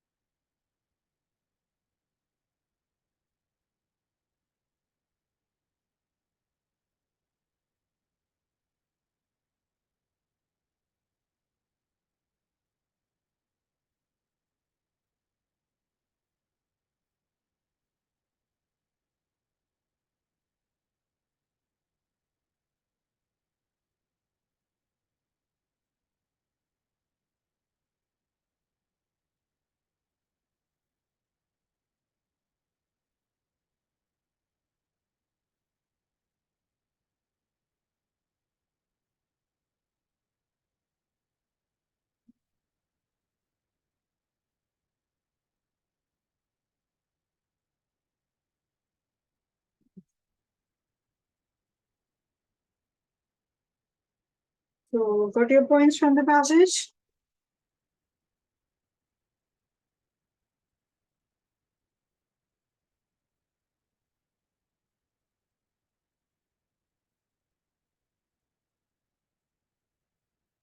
So what were your points for the topic? So that we already discussed. It is about eco-certified wood and why the American companies will not go in for eco-certification for various reasons. Right? The first reason was More expensive. it is more expensive. First reason is not more expensive. First reason is that the consumers do not value advertising or eco-certification label, right? And they do not trust advertising claims in general. Yeah. So it is do not trust advertising claims and they won't go for claims such as eco-certification. Second point was that the eco-certified would have a cost to it. So that cost would be passed on to the consumers and the prices would go up. And American wood companies would prefer to keep their prices low because the American consumers are motivated by price. So they would choose the cheaper product than the more expensive eco-certified product. And the third point was, what was the third point, Ayan? The third point was that most American companies will sell their goods within USA than market it abroad. So because they don't sell it abroad, they don't require eco-certification, right? Okay. So now we'll move on to what the lecture is about.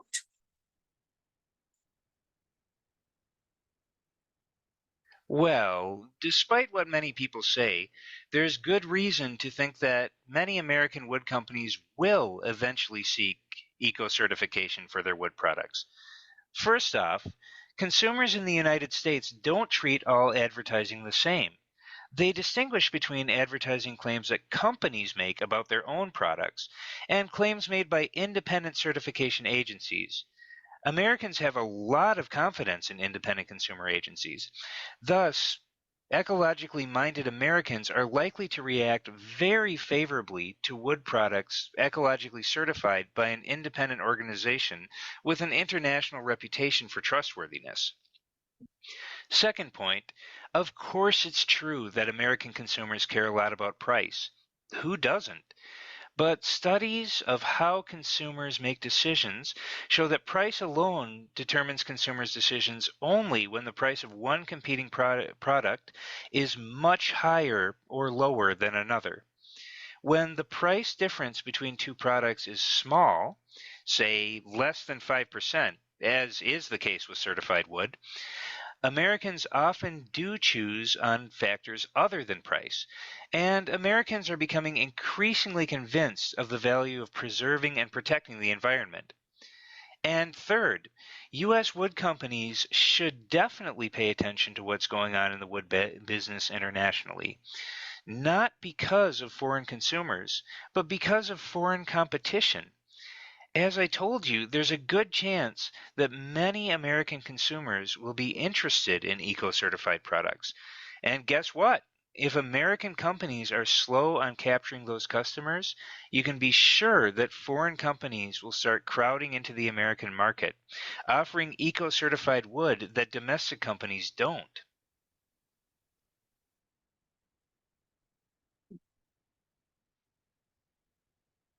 So you got the corresponding points from the lecture? Missed out on anything?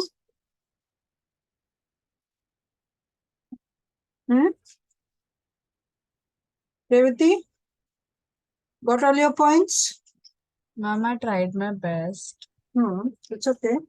Even if you got most of the points, it's okay. A few details here and there, maybe you missed out, but important points you got. So the reason why the lecturer says that eventually eco certification will come into US, or the companies will adopt, right? Okay. So now your question is, summarize the points made in the lecture, being sure to explain how they cast doubt on the specific points made in the reading passage. So from the two, you can make out that the lecture does not agree with the arguments made by the author. So that's how you will begin. Again, you will be looking at a template. So here are your points again. So the first point in the reading was about the consumers not paying attention to improved. And so what was the counter argument? Revati?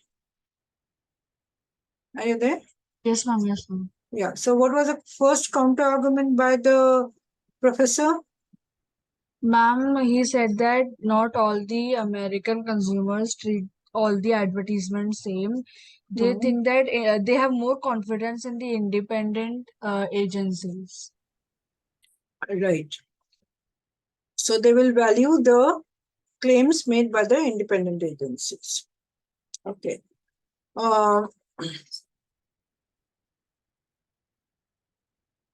Arashi, what was the second counter argument? That the Americans would not care much about price if the price difference is low and look for other factors. Yeah. And something to add to that? And Americans now care much more about preserving and protecting environment. Right, you got your point. Ayan, third counter argument? Third one is that the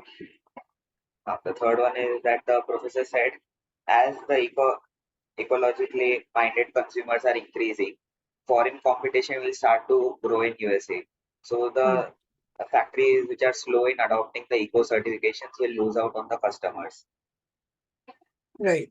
So the foreign companies will be coming into US because there will be demand for the eco-certified goods, and so they will be losing out. So now you have to use your template, connect the points, write your essay. You'll do that? So these are the two essays that we discussed. So now you know exactly how to use the template. So your format will be the same.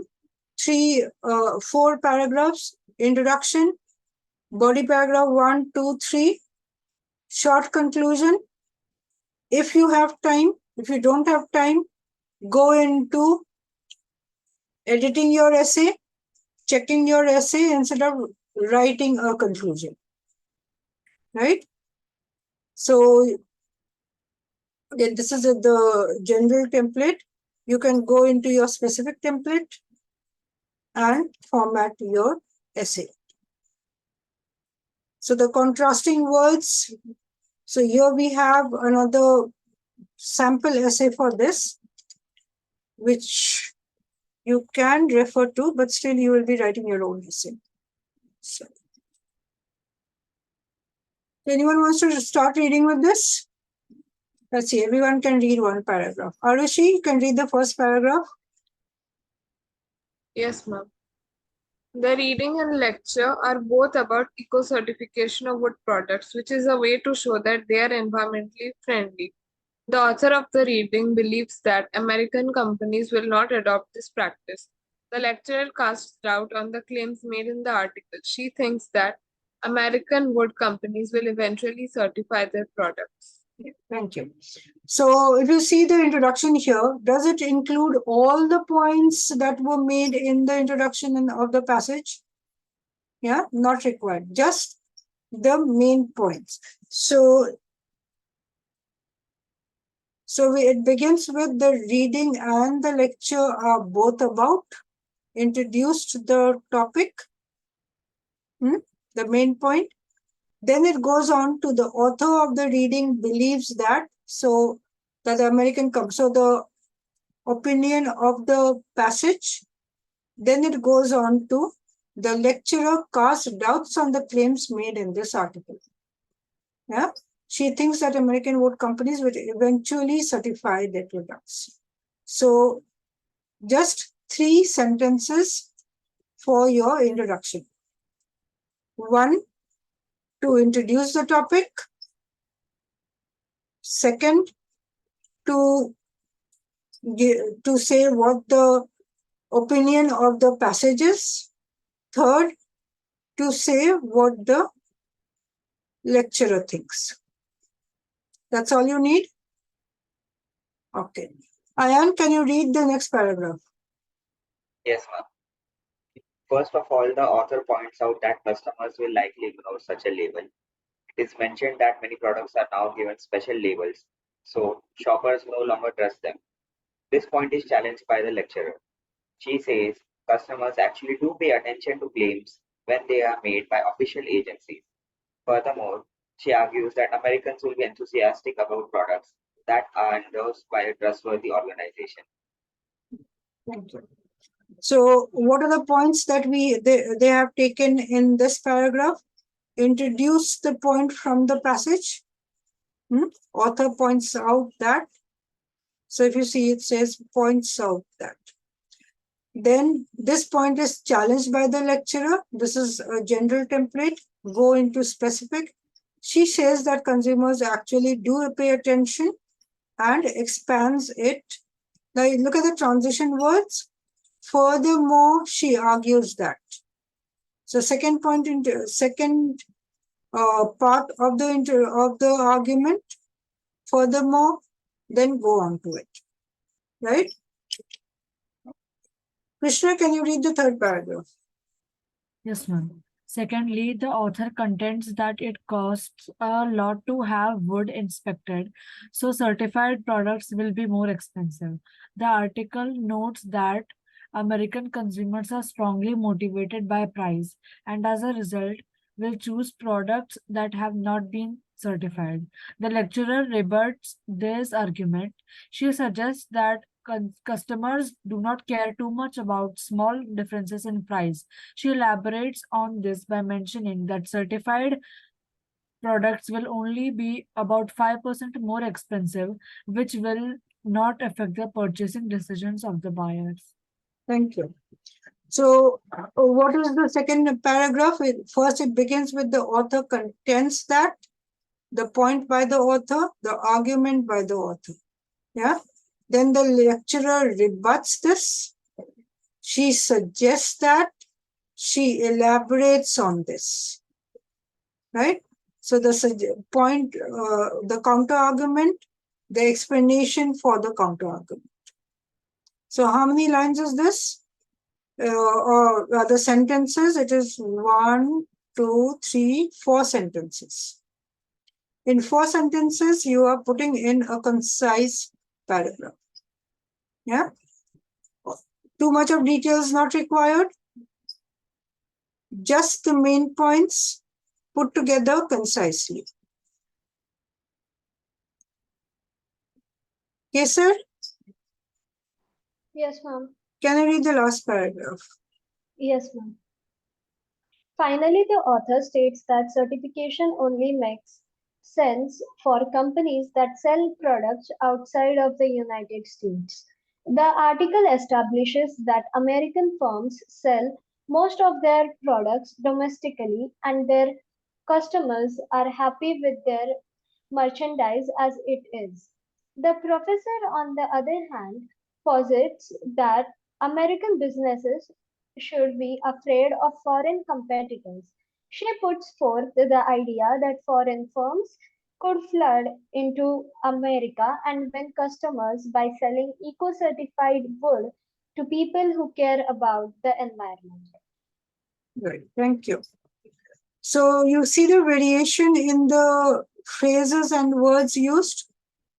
The author states that, the article establishes that. So the point raised, the argument, Then the professor, on the other hand, posits that. So instead of saying suggests or argues or rebuts, posits that. Then she puts forth the idea. So the counter argument, the reason for the counter argument. Again, so if you see more or less in 4 sentences, the entire paragraph is done. Each paragraph, 4 sentences about, say, if you were to write it in your Word document, it would come up to about 4 lines, 4 to 5 lines maximum, right? So this is how you would be structuring your essay. Using transitions, using variations for the words which represent counter arguments, and words which you would use instead of says that or states that. Right? So now it seems easy. Any essay you take up, your structure remains the same. Your template also remains more or less the same. So basically, first paragraph, what are the words you are going to use? Like in this one, first paragraph, introduction, both lecture and passage are about. You can begin with that. Becomes easy. You just mention what it is about. Then the author of the passage believes that, so the argument raised by the passage, and the counter casts doubts or challenges the claims, both you can say. Now, when you come to the first paragraph, first body paragraph, or the first point, I should say, your author points out, then the point is challenged by the lecturer, and furthermore, she argues that. Yeah. Now, when we go on to the next one, author contends, the lecturer rebuts, she suggests, she elaborates. So different words. So you can actually make a list of words. 2 lists. One list will be of words which introduce the topic, or the introduce the, so instead of like the author says or argues. So a list of words for the passage or the author, a list of words for the lecture or lecturer. Right? So 2 lists of words you've got. You know the list of words for the lecturer should be challenges, rebuts, posits, or disagrees. Yeah. And in addition to that, elaborates, additionally states, puts forth, suggests. These are the words that will go in for the list for the words of the lecturer. So 2 list of words you prepare and mark them. Write your template without content, and then use that particular template. Mug up your template so that you don't get confused. Okay, what word did I use in the first paragraph? Should I use a different word? Now, what word do I use? Write a template with a variation of words, mug it up, then write your essay. You'll be able to do that? Seems easy? Maybe first essay will be a little difficult, but then it will become easy as you keep practicing. So if you write about 5 essays, you will be thorough with your template. Right? And paraphrase, write concisely. So remember, not more than 4 sentences. First sentence, introduce the argument of the passage. Second sentence, reason of the argument by the passage. Fourth sentence, introduce what the lecture is trying to say. Fifth sentence, elaborate on what the lecture is saying. you're done with your paragraph. Right? Any doubts on this?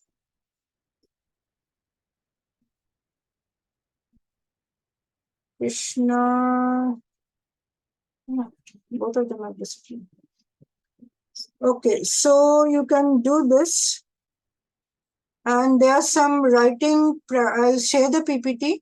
And there are these writing practices in your PDF also, for which you will be listening to the, if you use a PPT, it's not a problem. So the passage is given to you, the track is given to you, listen to the track, take And your notes, and the question is there, write your essay. So 2 sample essays are given. First, you will do both of them. Then you will go on to the other exercises. So 2 sets are given here. And there is some extra practice material which is in the video format. There are 2 of them here. You can do this.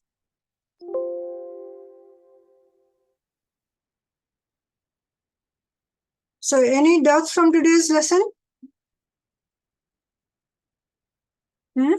Ayan? Yes, sir? Now, from what we learned today, your essays that you wrote, they were good enough? Yeah? Yes, ma'am. You had followed more or less this pattern. You had done it earlier, so it wasn't very difficult. Yeah. So, ma'am, Yes? how Yes. do we type in the essay or we like take a picture of it, or how do we do it? And for the exam, do we type in the essay? You have to type in the essay. You'll get a word format to type in. So now what you're going to do is, when you are practicing, type into a word format. Now in the word format that you in the, for the exam, you will get word count, but you will not get any editing tools. So no automatic suggestions for your spellings or grammar will be there. But if we exceed the word limit, will it not let me type more, or will it let me type? It will let you type, but you have to keep within the word limit. Because they have given you a lower word limit and upper word limit. So you don't write less than 150 words. You don't write more than 225 words. So more or less, if you write 200 words, it's absolutely fine. Right? So when you are writing, so that's what it is. If you write too much, means you are not writing concisely. So you have to work on writing your points. So if you use 4 sentences per paragraph for the body, 3 sentences for the introduction, you will be able to keep to the word limit. Okay? Yeah. Arushi, any doubts? As of now, maybe you'll come up with doubts when you're practicing. Yeah? So make sure you do at least 1 essay today or tomorrow before we go on, move on to the next writing task in our next session. We have just 1 more session. If you require, if you have too many doubts and you want to discuss, we can arrange another session. But then that will be, I think, after Diwali, I suppose, or maybe Friday before Diwali also can be possible. But more or less, we have just 1 more session left, which will be our second writing task. And when do we register for the exam? Like which day? That you have to figure out with Shruti ma'am. She will give a notice, like if you are taking the exam maybe in December first week, then by the end of November, you should be registering. Right? So as soon as you are prepared, but you should be well prepared. Because now that you register and you are not prepared, but again, don't keep too much of gap. Say you did your classes, you are preparing, and then you suddenly decide that I'll take the exam in February. So all this preparation and practice will be of no use. But then you will be spending another few days or at least a week to prepare again, because you'll have forgotten everything. You'll be out of practice. So keep practicing. Say about 15 days of practice, proper practice, will be enough for your exam. Okay. Right? Okay then. So make sure you can write the essay in a Word format. You can attach it to WhatsApp, or you can mail it to me. Do you want to mail it to me? I'll share my email address if you want to mail it to me. WhatsApp is fine. WhatsApp is fine. Yeah. Okay. So in a Word format itself, you can attach and send it to me. Okay. Yeah. And yes, Arushi has started sending me the speaking tasks. So the rest of you should also start practicing. Yeah. So practice every day a little time. If you take out, say, half an hour for writing, half an hour for the rest of it, you will be able to do it. Regular practice, I don't think it will be a problem. Right? Okay then. Thank you so much and good night. Thank you, ma'am. Good night. Welcome. Thank you, ma'am. Thank you, Anushka ma'am.